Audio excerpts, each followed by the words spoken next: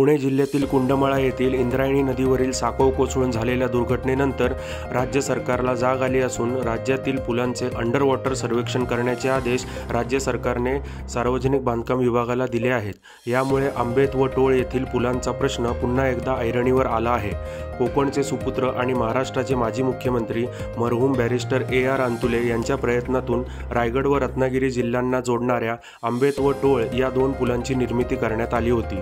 आंबेत पुलाच्या बांधकामाला सध्या 47 वर्षे तर टोळ पुलाला 40 वर्षांहून अधिक काळ झाला आहे। कालबाह्य झालेल्या या दोन्ही पुलांचे भवितव्य मात्र आजही अंधारात आहे।